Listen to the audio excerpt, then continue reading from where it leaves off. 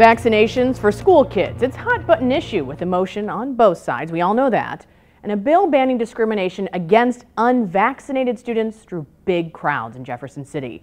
But what does the bill really mean? Our reporter Sarah Maki found out. And today, with these witnesses, it was just amazing, story after story after story. These people really exist. This should protect us.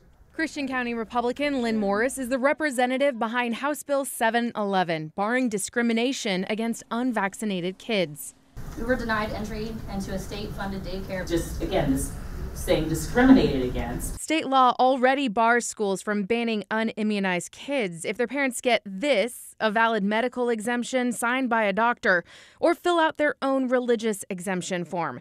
So why propose legislation that overlaps with current law? What I'm hoping is that this is going to bring out a lot of awareness and make people realize that we're not just talking about one or two people that's had a vaccine injury. We're talking about thousands and hundreds of thousands of people. But there are some people who are wary of that bill. Here at Cardinal Glennon, they sent a letter to the state laying out their concerns. I'm a big proponent of vaccines because they work. Pediatrician Kenneth Haller says over his 35-year career, he's seen certain childhood diseases nearly disappear from vaccines. But it's a team effort requiring the whole population to do their part.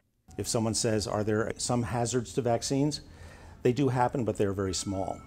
The real hazard is in not getting your vaccines.